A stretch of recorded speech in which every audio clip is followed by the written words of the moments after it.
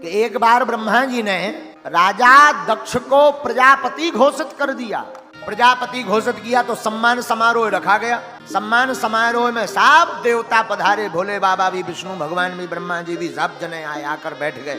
तो नेताओं की तो हमेशा आदत होती है कि थोड़ा देरी से आते, तो दक्ष प्रजापति भी थोड़ा देरी से आए ताकि लोग इंतजार करें। जब दक्ष प्रजापति देरी से आए तो सबने उठकर सम्मान किया, आहा पधारिए पधारिए पधारिए। लेकिन तीन लोग खड़े नहीं हुए, भोले बाबा, ब्रह्मा जी और भगवान विष्णु। अब ब्रह्मा जी तो हो गए पिताजी, विष्णु भगवान हो गए परदादा।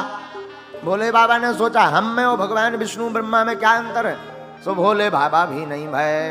तो राजा दक्ष ने गौर से देखा कि सब तो सम्मान कर रहे हैं पर ये तीनों बैठे हैं, पर एक तो पिताजी हैं, दूसरे परदादा, ये तीसरे भाई साहब क्यों नहीं उठे, ये तो हमारे दामाद हैं। और जैसे ही दक्ष प्रजापति बैठा और बैठते ही सुनो सुनो सुनो, देवता चौंक गए कि मुख्य अतिथि का भाषण तो सबसे बाद में होता है, ये श्रीमान जी तो पहले ही दे रहे, लगता है कोई बड़ी बात, ऊंची बात है। हाँ हाँ भाई गौर करो, हाँ सुनाइए महाराज। अरे देवताओं, सभ्य समाज में एक भी असभ्य व्यक्ति आ जाए तो सभा का स्वरूप बिगड़ जाता है। तो सब एक दूसरी तरफ देखने लगे, भैया यहाँ असभ्य कौन है।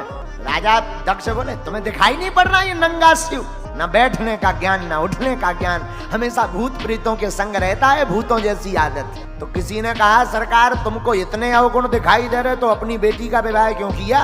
राजा दक्ष ने कहा वाह, हम और अपनी बेटी का विवाह, ये नंगे के साथ। अरे वो तो पिताजी की आज्ञा थी, वरना कहाँ हमारी सुकुमारी कन्या इतनी सुंदर, और कहाँ ये मरकट लोचन वाला शिव। मरकट लोचन का अर्थ होता है बंदर सी आंख वाला। अब थोड़ा नंदी तो फनफनाए, तो भोले बाबा अगर आपकी आज्ञा हो तो हम जरा इनको डेकाडोन का लगाएं।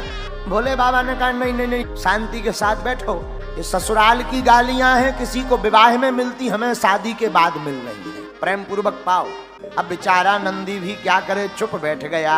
तो राजा दक्ष तो नाराज है, अब भोले बाबा तो एकदम मुस्कुरा रहे हैं, सदा आनंद में रहते भोले बाबा। सोई राजा दक्ष का दिमाग और ठनक गया और चिल्ला करके बोला सुनो, आज के बाद किसी भी यज्ञ में भगवान शंकर का कोई भाग नहीं होगा, जाओ हमारा श्राप। अब तो नंदी महाराज से नहीं रहा गया, नंदी महाराज का दिमाग खराब हो गया, बहुत बक बक बक बक बक सुन ली और खड़े भय तमक करके नंदी, क्यों भगवान शिव की, विष्णु की, माता पिता और गुरु की निंदा नहीं सुननी चाहिए, वरना गो हत्या बराबर पाप लगता, न कहनी चाहिए न सुननी चाहिए। तो नंदी ने खड़े होकर के श्राप दे दिया, ए दक्ष, जब से आया बक बक बक बक बक पिए जा रहा, जा हमारा श्राप है तेरा मुंह बकरे का लग जाए। भृगु मुनि जी वहीं पर खड़े थे, अपनी डांडी पर हाथ फेरते हुए भृगु जी बोले, ए नंदी तुझे क्या लेना देना, ये ससुर दामाद का मामला तू क्यों बीच में बोला, जा हम भी श्राप देते हैं, शंकर जी के जितने गढ़ हैं सब पाखंडी हो जाएं। नंदी ने कहा वाह, हमें पाखंडी का। सोई नंदी तमक करके उठे, ए बाबा ज्यादा पटर पटर पटर पटर बोल रहा है, जा हम भी श्राप देते हैं, तेरे जैसे जितने ब्राह्मण हैं सब मांगने वाले मंगना चटकार ब्राह्मण बन जाए। क्या हम ब्राह्मणों को तो तब से ही मांगने का श्राप लगा है। अब तो भोले बाबा ने मन में विचार किया कि हम आए थे सम्मान समारोह में, ये तो श्राप समारोह चल रहा है, बड़ा विचित्र छिड़ गया। भोले बाबा ने सोचा यहाँ से भाग लेने में ही सार है, सोई नंदी का हाथ पकड़ा, ये चलो। अरे नंदी बोले थोड़ा और मजा ले लो। अरे भोले बाबा बोले कहाँ मजा ले लो, तुम श्राप में कहीं हमको भस्म और मत करवा दो, चलो यहाँ से। और भोले बाबा चले, माँ सती को नहीं बताया, और राजा दक्ष का दिमाग ठनक गया, एक तो क्रोध में, दूसरा मुस्कुराए, अब भोले बाबा तीसरा चले भी गए, रहते तो थोड़ा ताव और दिखाते। तो राजा दक्ष ने एक यज्ञ का आयोजन किया, सबको न्योता दिया, पर भोले बाबा को नहीं दिया। आखिरी यज्ञ इसीलिए रखी थी कि भोले बाबा को नीचा दिखाएं। देवता भी बड़े चतुर होते हैं, कई बार पड़ोसी भी जले पर नमक छिड़कने का काम बहुत अच्छा करते हैं। तो जब यज्ञ के लिए सब देवता जाने लगे तो सब पुष्पक विमान कैलाश पर्वत के ऊपर से लिए जा रहे ताकि भोले बाबा का ध्यान जाए। विमान लेकर जाने लगे तो एक विमान में गंधर्वियां गाती हुई जा रही थी। माँ सती ने गौर से देखा तो माँ सती ने आवाज लगाई, अरे ओ गंधर्वियों कहाँ जा रही, ओ हो, अरे सती तू अभी तक घर पे बैठी है, तुझे पता ना है तेरे पिताजी ने कितने बड़े यज्ञ का आयोजन किया है? ओ हाँ हाँ पता है, तुम चलो चलो चलो, मैं अभी आई। झूठ बोल दिया। माँ सती भोले बाबा के पास आई तो माता सती चरणों को दबाने लगी। भोले बाबा बोले, देवी जी आज बड़ी सेवा हो रही, क्या कारण है? तो सती ने कहा, महाराज ये तो हमारे धर्म पत्नियों का धर्म है पति के चरणों की सेवा करना। देवी जी क्या कारण है? सती माँ ने कहा, जरा शब्दों पे गौर करना। हे भोलेनाथ स्वामी, आपकी ससुराल में आपके ससुर जी ने एक सुंदर यज्ञ का आयोजन किया। देवी कोई चिट्ठी पत्र आया? महाराज आया तो नहीं है, पर डाक गड़बड़ा गई होगी, वहां से डाक तो चली होगी, गड़बड़ा गई होगी। नहीं नहीं नहीं नहीं नहीं, आज तक जो छिपा कर रखी थी वो बताई, वो है सम्मान समारोह वाली। और भोले बाबा ने कहा, जिस घर में जाते ही आपको देखकर प्रसन्नता ना हो, ऐसे घर नहीं जाना चाहिए, चाहे सोना बरस रहा हो। लेकिन सती नहीं मानी, गई, कथा सबको पता ही है, शरीर त्याग दिया, आवेश में गुस्सा में श्राप दे दिया और शरीर सती ने त्यागा। नारद जी ने सारा वृतांत भोले बाबा को सुनाया। बाबा, मां सती ने प्राण त्याग दिए। हो बाबा विश्वनाथ के मन में क्रोध भर गया और एक जटा निकाली और एक बाल निकाल करके जमीन पर पटका। विशाल काय शरीर लेकर के एक गण प्रकट हुआ, वीरभद्र भगवान की। हे वीर, जा तेरा कल्याण हो। नाम पड़ गया वीरभद्र। जाकर के राजा दक्ष के यज्ञ में खबर लो जरा। वीरभद्र ने भूत प्रेतों को लिया और भूत प्रेतों को लेकर के चला वीरभद्र। विशाल काय तूफान आता देख राजा दक्ष डर गए। तब तक भृगु जी ने कहा, भाई ये तूफान कैसा? किसी देवता ने कहा, तूफान नहीं है, ये भोले बाबा का कोप है। भोले बाबा नाराज हो गए और वीरभद्र ने जैसे ही यज्ञशाला में प्रवेश किया तो देवता भागने लगे। वीरभद्र बोले, भाग के कहां जा रहे हैं? जरा यज्ञ का प्रसाद तो खाकर जाओ, बिना पंगत पाए मत जाओ।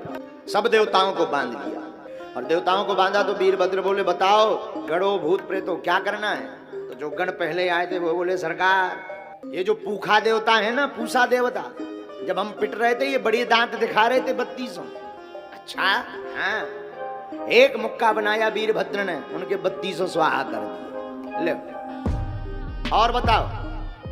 गण हाथ जोड़ करके बोले, सरकार ये जो भग देवता है ना, जब हम पिछली बार आए थे, जब माँ सती प्राण त्याग रही थी, तब ये बड़ी लंबी लंबी बड़ी बड़ी आंखें चला रहे थे, पटर पटर। अच्छा हाँ, वीरभद्र भगवान ने 2 उंगलियां ली, 2 ही घटा निकाल रहे। हेलो जाओ महाराज। हाँ, ये जो दाढ़ी वाला बाबा है ना भृगु जी, ये जब हम पिट रहे थे बड़ी दाढ़ी पर हाथ फेर रहा था। अच्छा, वीरभद्र भगवान ने खट्टी दाढ़ी पकड़ी, एक झटका मारो, पूरे क्लीन सीए हो गए, साफ हो गई दाढ़ी। अब तो आनंद होगा। कहा, जजमान जी कहाँ है भैया? यजमान जी को यत्र तत्र देखा, जजमान जी कोने में लोग। यजमान जी तो दक्ष। वीरभद्र भगवान ने पकड़ा, सिर को पकड़ा, एक झटका मारा और सिर को काट दिया, हवन कुंड में कर दिया स्वाहा।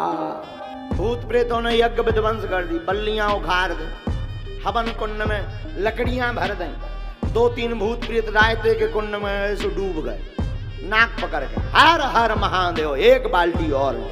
भूत प्रेत रायते के कुंड में उतराने लगे, यज्ञ विध्वंस हो गए। देवता सब रोने लगे। रोते रोते देवता जिसकी आंखें चली गई, दांत चले गए, दाढ़ी चली गई, ब्रह्मा जी के पास पहुंचे। बाबा बड़ी दुर्दशा हुई। ब्रह्मा जी बोले, जब हमने रोकी थी तुम क्यों आए? क्यों गए? हम तो नहीं गए, तुम लोग क्यों गए? देवता बोले, सरकार गलती तो हो गई, अब क्या करें? शंकर जी के कोप से बचाओ। भैया चिंता मत करो, भोले बाबा बड़े प्यारे हैं, छड़े रुष्टा छड़े तुष्टा। भोले बाबा थोड़े में प्रसन्न हो जाते, थोड़े में रुष्ट हो जाते। चलो, सब देवता भगवान भूत भावन भोले बाबा के पास आए, दिव्य स्तुति करने लगे। बाबा मुस्कुराए, कहो ब्रह्मा जी ये देवता क्यों ले आए? ब्रह्मा जी बोले, सरकार आपके गणन ने इनकी दुर्दशा कर दी, हाथ फिरवा भी ले आए कि कछू तो कह दो। शंकर जी बोले, जब उपद्रव ऐसा करेंगे तो दंड पाएंगे ही पाएंगे। अरे सरकार अब तो विश्वनाथ कृपा करो, बताओ क्या कृपा करनी? पहले देवता आए, भृगु जी बोले, महाराज हमारी तो पूरी दाढ़ी चली गई, लंबी लंबी दाढ़ी रहती थी, आदत थी हमारी, बात करते थे तो हाथ फेरते थे। अब काय में हाथ फेरे? देखो बाबा, पूरी दाढ़ी तो नहीं आएगी पर आगे आगे की आ जाएगी, काम चल जाएगा। अरे बोले मरते क्या नहीं करते, भागे भूत की लंगोटी सही, ले आओ महाराजा। बाबा ने कहा तथास्तु। तो आगे की थोड़ी थोड़ी सी दाढ़ी शुरू हो गई, तब से जब फ्रेंच कटिंग शुरू हो गई। पूछा देवता आए, बोले महाराज हमारे तो 3200 चलेगा, एक भी दांत, कम से कम दाढ़ी छोड़ दे। चबाऊ तो राते लड़ुआ लोचई, अभी लोचई नहीं खा पाने। शंकर जी बोले लोचई बंद करो, कुछ नहीं खाना पीना है, एक काम करो आज से तुम सत्तू खोल के पिया करो। हाँ, सत्तू खोल लिया करो, पी लिया जाओ, तथा जय हो बाबा, कम से कम प्रसन्न तो कर। दूसरा देवता है भग देवता, महाराज हमारी तो दोनों आंखें ही चली। शंकर जी बोले देखो भाई, आंखों का स्टॉक तो खत्म हो गया, आंखें तो मिलेंगी नहीं, एक काम करो तुम अपने मित्र की आंखों से देख पाओगे, जाओ हमारा आशीर्वाद है।